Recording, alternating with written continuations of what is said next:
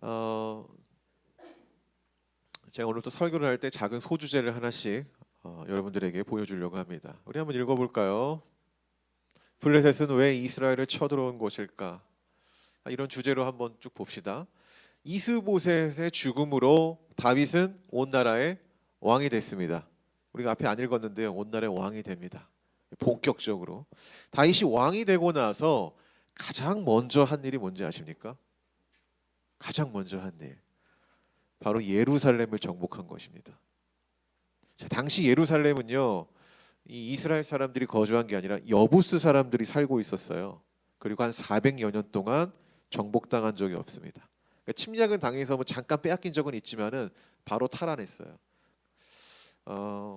그 이유가 있는데, 그러니까 400년 동안 정복당하지 못했던, 이 침략을 당하지 않았던 이유가 있는데 천의 군사적 요새였기 때문이에요. 그러니까 지형도 험난하고 또 뭐랄까 고도도 높으니까 많은 사람이 이게 쳐들어와도 소수가 충분히 지켜낼 수 있는 그런 지형적 조건이 있었다라는 거예요.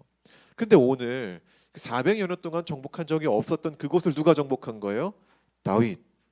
다윗이 정복합니다. 자, 그리고 다윗은 이곳을 자기의 성으로 삼아요. 다윗 성으로 삼아요. 이때부터. 그리고 이스라엘의 수도로 삼습니다. 그동안 우리가 보면은 남유다와 북이스라엘 수도가 달랐잖아요. 근데 여기를 수도로 삼는다는 거예요. 새로운 수도로. 자, 우리 한번 고민해 봅시다. 다윗은 왜 왕이 되자마자 예루살렘을 정복했을까요?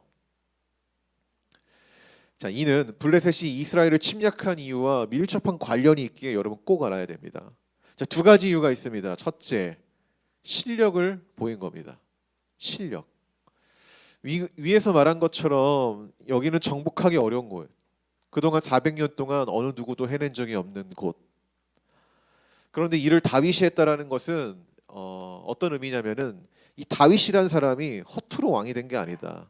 그러니까 엄청난 실력, 이 실력을 출중한 실력을 겸비한 사람이라는 것을 온 이스라엘에 그리고 주변 국가들에게 선포한 거예요. 알린 거죠. 자, 둘째, 하나됨. 아까 말했지만 다윗의 거주지는 원래 어디였죠? 헤브론.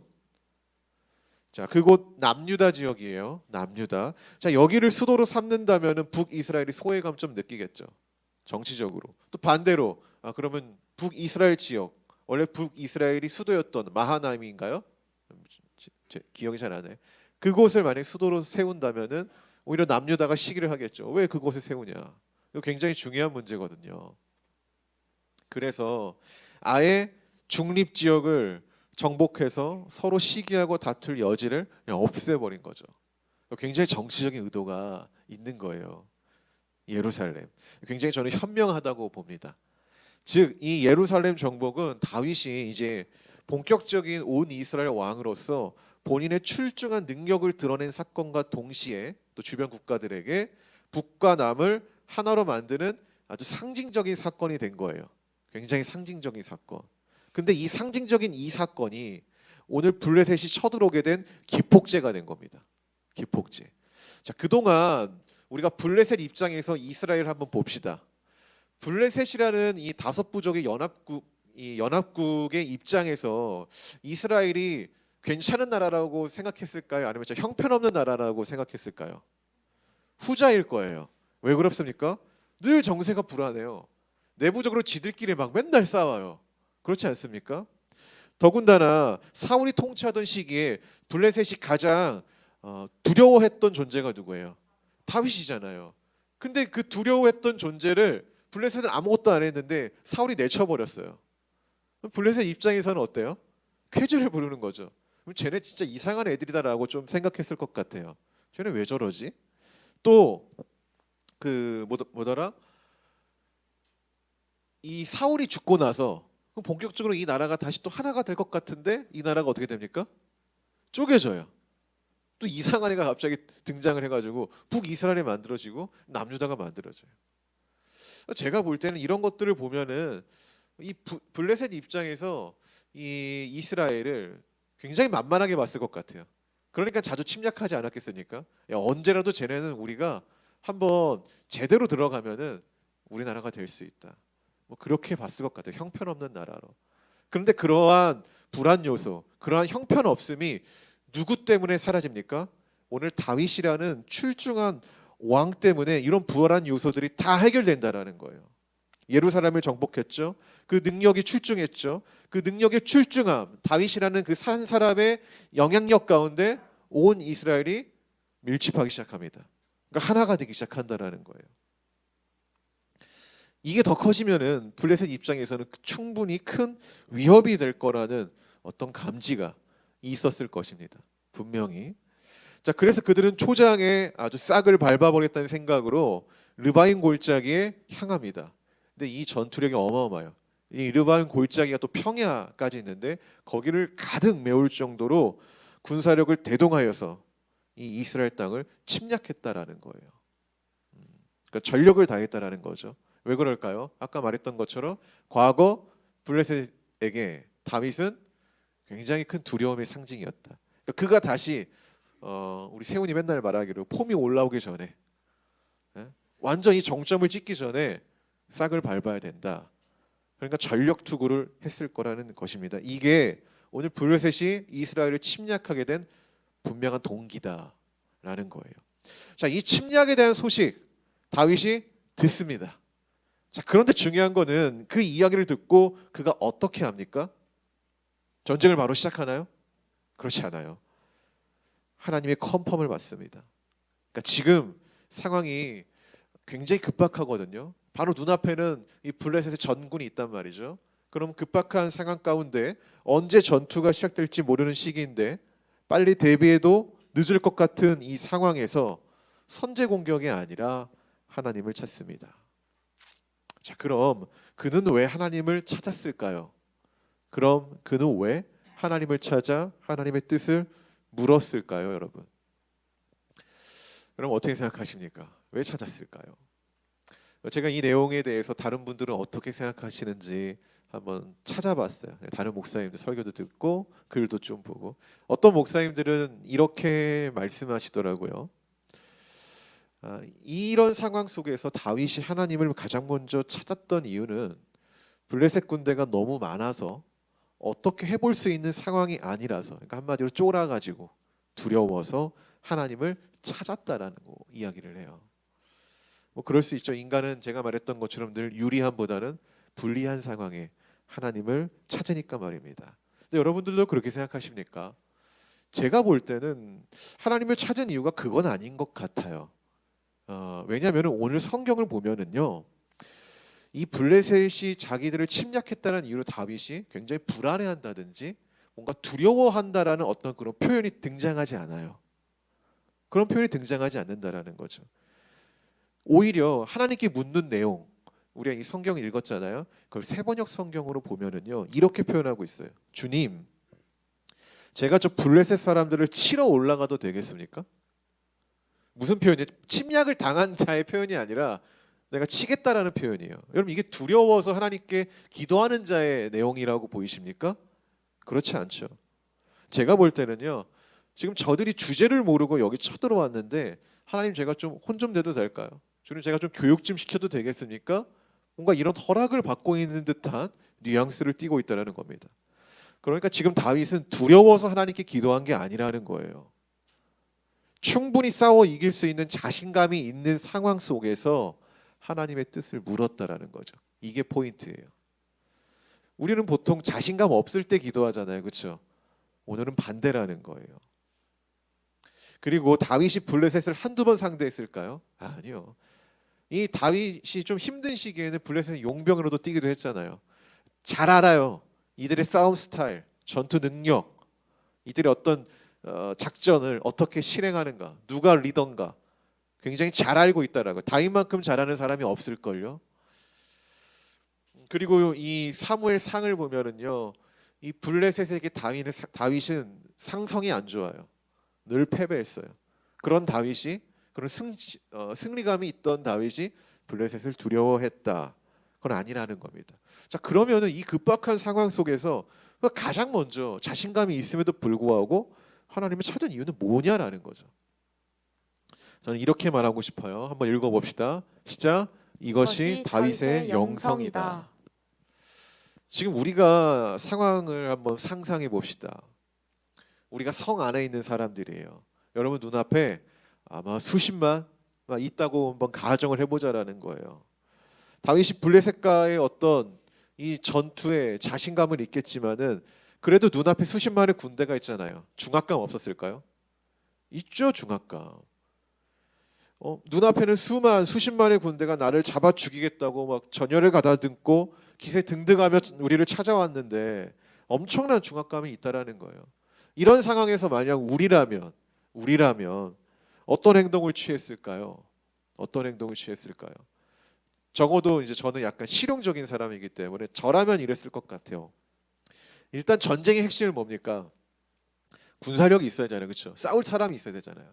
그러니까 이게 예루살렘이 북쪽과 남쪽 이 사이에 있잖아요. 그러니까 빨리 몰래 파발을 보내가지고 각 지파들한테 우리가 어떻게든 여기서 버틸 테니까 이 성이 그래도 천혜의 요새니까 버틸 수 있다. 너네들은 빨리 와서 이들의 뒤를 치든지 옆을 치든지 합세해라. 이런 파발을 보낼 것 같습니다.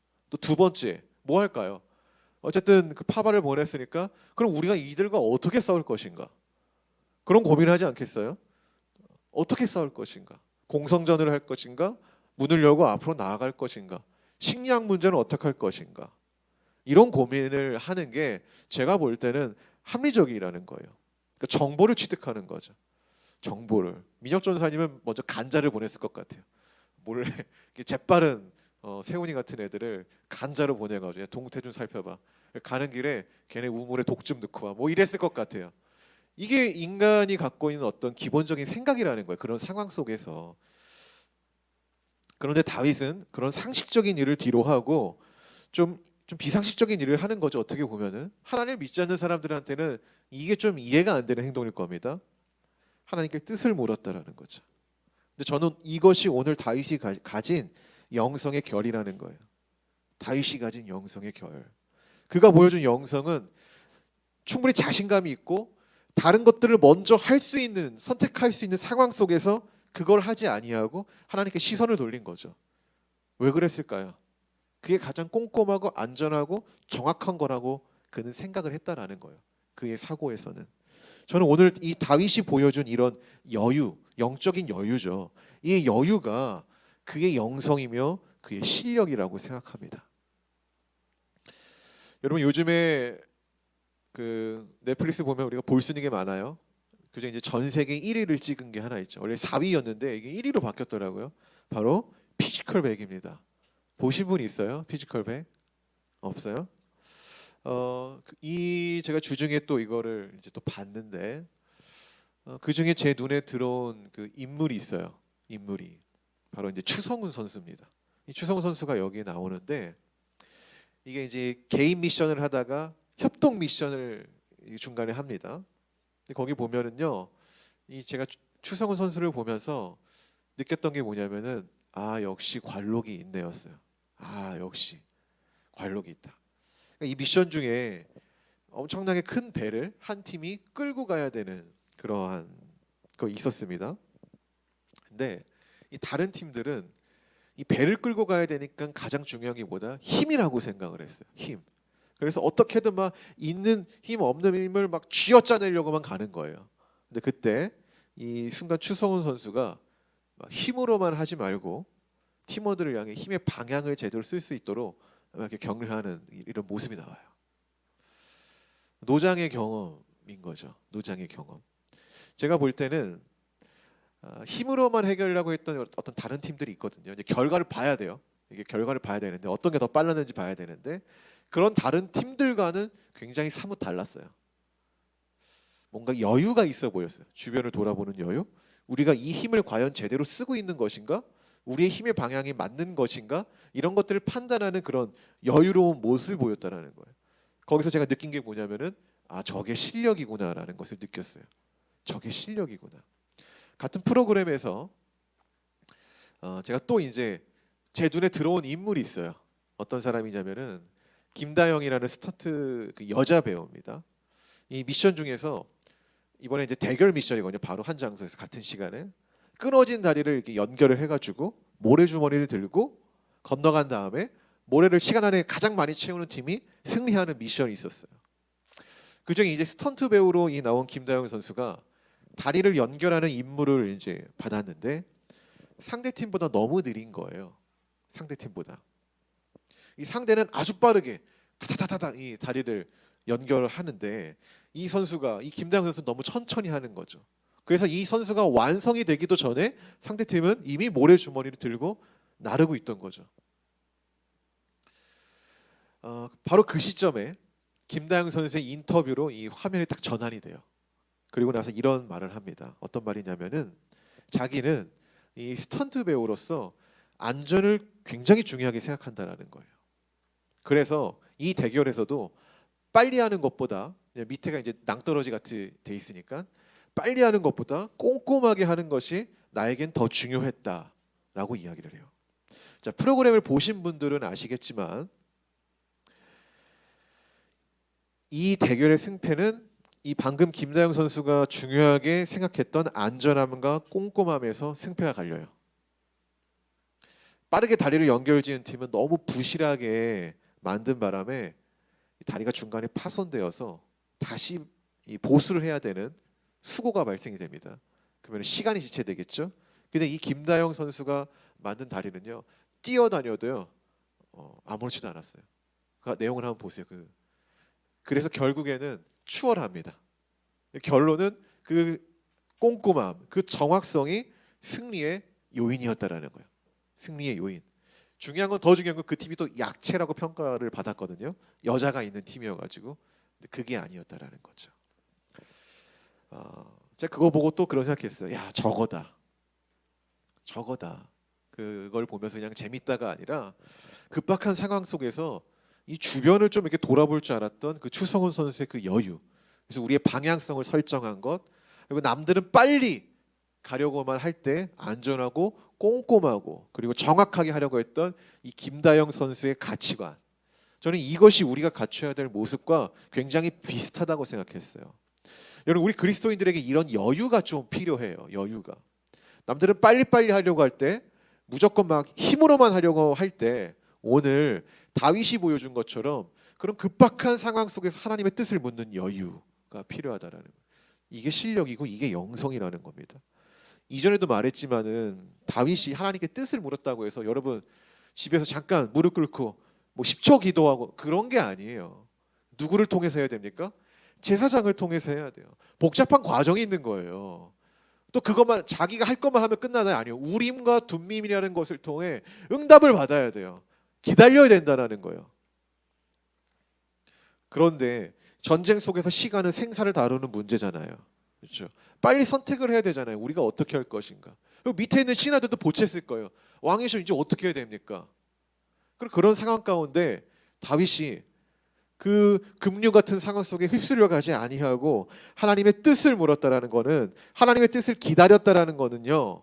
그의 진정한 영성이 뭔지 그의 철학이 무엇인지 드러난다는 것입니다.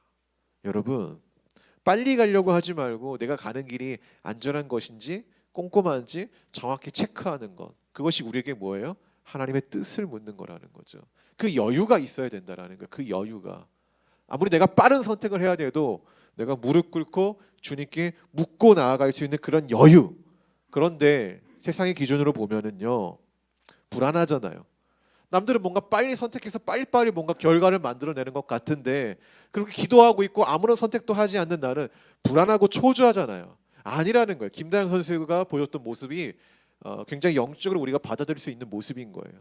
하나님께 뜻을 묻고 제대로 된 방향을 설정하고 우리가 나아가면은 남들이 한 그 선택보다 더 빠르게 우리가 추월할 수 있다라는 거예요. 물론 추월이 목적은 아니지만은 그럴 수 있으니까 하나님의 응답이 우리에게 주어지면은요, 여러분 그 불안과 초조는요 금방 사라져요.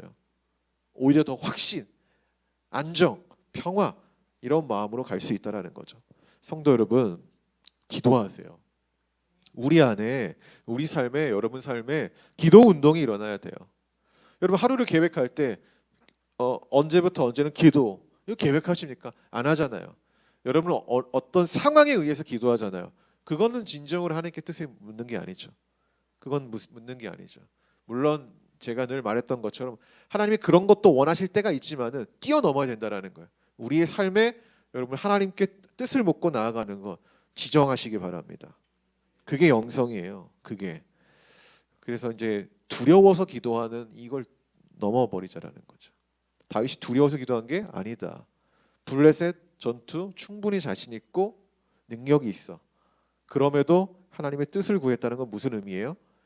내가 이 미션을 할 수 있느냐 없느냐보다 더 중요한 거는 주님이 이것을 원하시느냐 원치 않으시느냐. 이게 영성을 가진 사람의 생각이라는 거예요. 아시겠습니까? 이 태도가 우리가 따라야 할 영성의 길입니다. 할렐루야. 자, 오늘 1차전에서 이 두 번의 전쟁이 있는데 1차전에서의 다윗 압도적인 승리를 얻게 됩니다. 압도적이에요, 정말. 자, 그리고 이렇게 1차전이 끝나고 바로 2차전이 시작됩니다. 본문 읽어봅시다. 22절에서 25절입니다.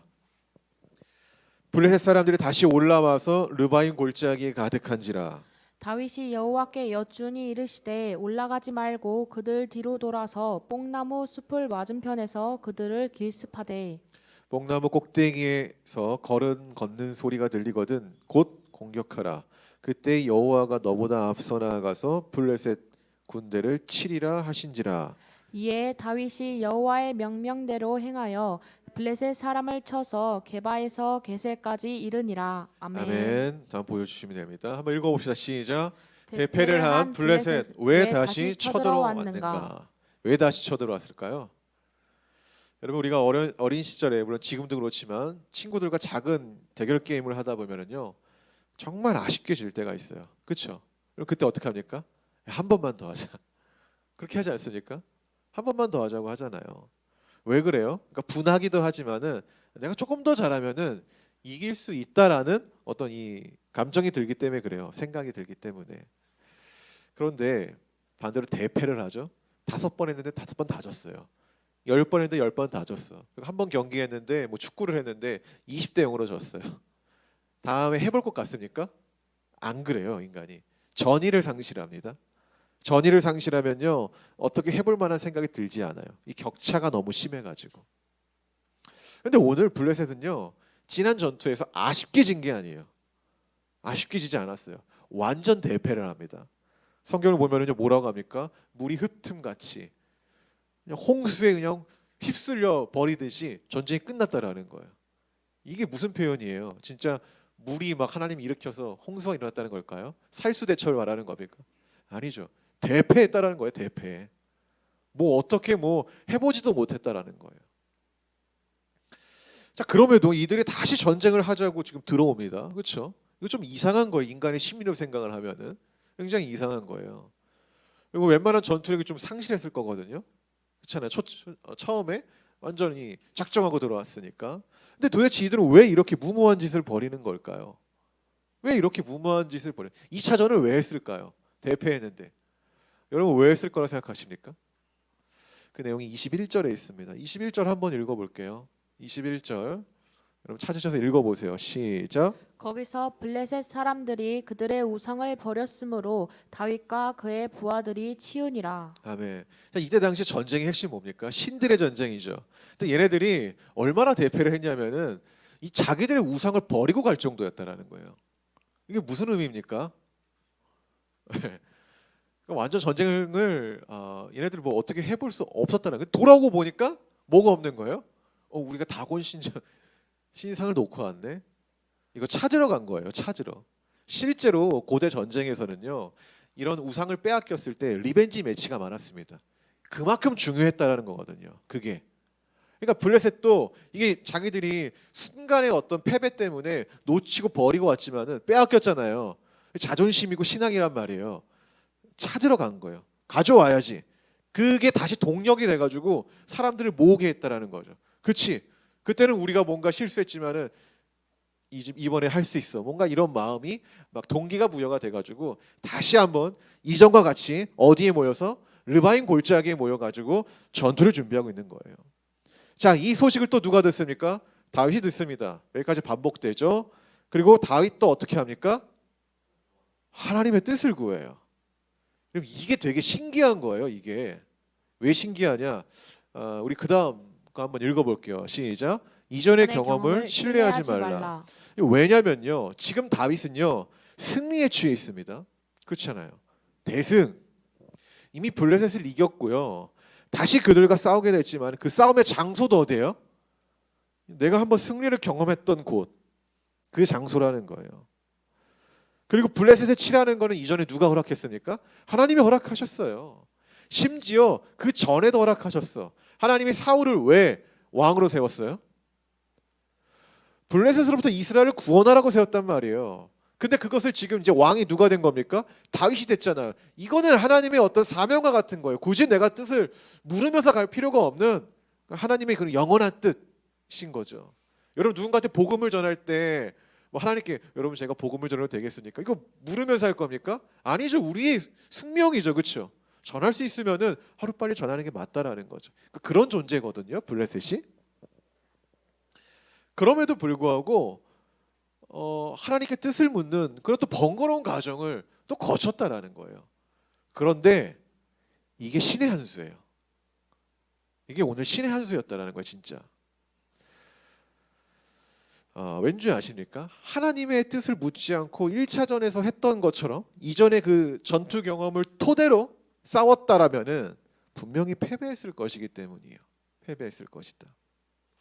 여러분의 블레셋이라고 생각해 봅시다. 대패했어요. 그래도 우리가 자존심을 좀 우리의 신앙의 자존심, 우상을 가져와야 되니까 다시 전투를 일으켜야 돼요. 그러면 전과 똑같은 방식으로 오겠습니까? 아니겠죠. 적어도 다윗을 이길 수 있는 필승 전략 하나쯤은 가져왔을 거예요.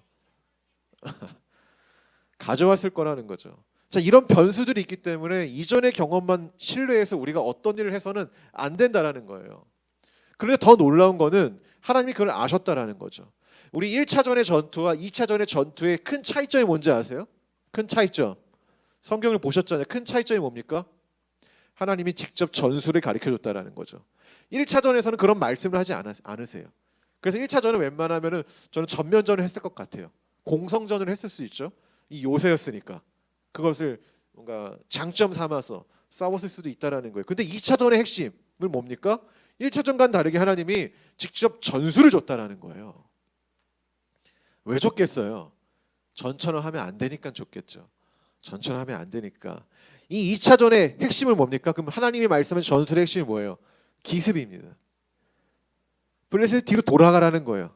돌아가서 하나님이 신호를 줄 테니까 그 신호에 맞춰서 너희가 싸우라는 얘기예요. 그런데 여러분 수십만이 군대의 뒤를 노린다는 게 뭐 쉽겠습니까? 할 수 있어요? 쉬운 일이 아니에요. 그럼에도 불구하고 이들의 뒤를 노리라는 이 하나님의 전술은요 굉장히 감탄스러운 일이에요. 왠지 아십니까? 본문에 기록된 이 전술을 보세요. 어느 나무 뒤로 가라고 합니까? 뽕나무. 이게 뭐 발산나무인가 전나무인데 제가 알아보니까 이 나무의 특징이 뭐냐면은요 바람이 불면은 요란한 소리를 낸다는 거예요. 무슨 의미예요? 다윗이 기습을 하려면은요 들키지 않아야 된다는 거예요. 그렇죠? 밤에 했겠죠. 그럼 밤에 가장 취약한 게 뭡니까? 소리. 우리 군인들 알잖아요. 군대 다녀오면 알잖아요. 낙엽 밟는 소리가 그 밤에는 얼마나 크게 들리는지 알잖아요. 그렇죠? 근데 하나님이 그걸 커버해 줬다라는 거예요. 뭐?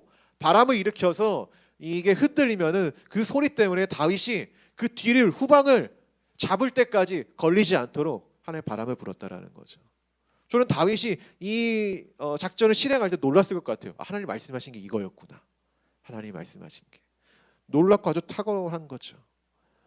근데 이런 작전은 지금 블레셋이 뒤쪽이 취약하다는 사실을 아는 하나님만 할 수 있는 거죠. 하나님만. 제가 볼 때는 얘네가 기습을 당한 것 보니까 2차전은요 전면전에 굉장히 많은 힘을 줬을 것 같아요. 전면전에 예루살렘이 무너지지 않는 거죠. 그럼 어떤 생각을 하겠어요? 더 강력한 화력으로 앞으로 밀어붙이려고 했겠죠. 밀어붙이려고. 그러니까 뒤가 취약한 거죠. 하나님이 그걸 아신 거고. 근데 생각해 보자라는 거예요. 만약 다윗이 이전의 경험만 신뢰해서 1차전과 같은 방식 공성전을 했더라면은 이겼을까요? 패배했을 거라는 거예요. 그럼 여러분, 내가 자신이 있는 상황 또는 이전에 많은 경험이 있어서 내가 해봤던 것이라도 그것을 너무 신뢰하면 안 된다라는 거예요. 그리고 그것이 내가 하나님께 뜻을 묻는 뜻을 묻지 않는 동기가 돼서는 안 된다라는 거예요. 근데 우리는 보통 그래요. 그렇잖아요. 내가 해봤으니까 그냥 넘어가는 경우가 많아요. 내가 자신이 있으니까 그냥 넘어가는 경우가 많다라는 거예요.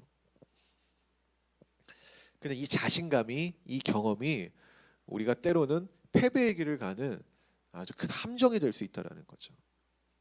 우리는 내 경험에 대한 확신이 있어도, 자신감과 능력이 있어도, 그럼에도 주님께 다시 한번 묻고 나아가는 그 영성이 있어야 된다는 것입니다. 오늘 다윗은 하나님의 지시를 즉각적으로 순종합니다. 이거 쉬울까요? 쉽지 않았을 거예요. 여러분 못했을걸요? 여러분 이랬을걸요? 주님 그냥 공성전을 하면 안 됩니까? 우리가 저번에도 이겼잖아요 여기서. 이게 더 가능성이 있는 것 같습니다. 만약에 제가 다윗에 대해서 우리 기습하자, 나가자, 문을 열고 나가자 이랬을 때 뒤에서 뭐 주선이 같은 애들이 근데 목사님 저번에 우리가 이렇게 해서 됐는데 이게 더 합리적인 거 아닌가요? 이럴지 않을까요? 100%야 100%. 100%라는 거지. 이거 순종하는 거 쉽지 않은 거예요. 어려운 거라는 거예요. 하나님 말씀하신 우리가 다 그대로 따를 것 같죠? 아니라는 거죠. 그럼에도 순종했다라는 거예요. 결론은 어떻게 됩니까? 전보다 더한 대승을 얻어요. 더한 대승. 우리가 이 내용에서 한 가지 제가 강조하고 싶은 거 있습니다. 읽어봅시다. 시작. 여러분, 하나님이 기습을 말씀하셨지만은 기습도 아무나 할 수 있는 게 아니다. 여러분 기습의 핵심이 뭘까요? 우리가 누군가를 기습해야 돼요. 핵심이 뭘까요? 민첩함. 걸리면 안 되니까. 그들이 감지하기 전에 나는 이동을 해야 돼요. 또 블레셋 군대의 뒤로 돌아가 매복을 한다. 아주 먼 거리를 단기간에 돌아가야 되는 거예요. 맨몸으로 갈까요? 무장을 하고 가죠. 지구력, 엄청난 체력, 포기하지 않는 마음, 이런 게 있어야 되죠. 또한 담대함도 겸비해야 돼요. 우리는 결과를 아니까 하나님의 작전이 기발하다고 말하지만 그 현장에 있는 군인이라면은 불평이 있을 수도 있어요. 아까 말한 것처럼 안에 있는 게 더 좋을 것 같은데, 저번에 했던 그 방식이 더 안전한 것 같은데, 이런 생각을 할 수 있다라는 거예요. 그럼에도 하나님의 뜻을 따라 나섰던 다윗, 이거 실행 능력 준비되지 않은 사람 절대 할 수 없다라는 거죠. 평소 늘어지는 인생이 아니라 긴장감을 가지고 자신을 개발해 왔어야만 하나님이 우리에게 어떤 말씀을 하셨을 때, 작전을 수행하라고 하셨을 때 우리가 실행할 수 있는 거예요. 이거는 뭐 세상이나 교회나 똑같지 않습니까? 아무리 교회가 하나님 우리의 준비보다 앞서가시는 분이라고, 뭐 하나님의 능력을 높이지만은, 저번에 민혁돈 선생님 얘기했잖아요. 근데 하나님의 은혜 다 걷어내고 그 사람 한 명만 보니까 다 대단했더라. 그랬잖아요. 노아 대단했잖아요. 여러분 그 비난 받으면서 거기다 배 지을 수 있습니까? 하나님의 은혜를 걷어보면은 진짜 대단한 사람들인 거예요. 아브라함 별거 아닌 것 같죠? 진짜 대단한 사람인 거예요. 그런 모험 여러분 할 수 있을 것 같아요? 도시를 떠나서 어딘지도 모르는 그런 모험 아무나 할 수 있는 게 아니죠.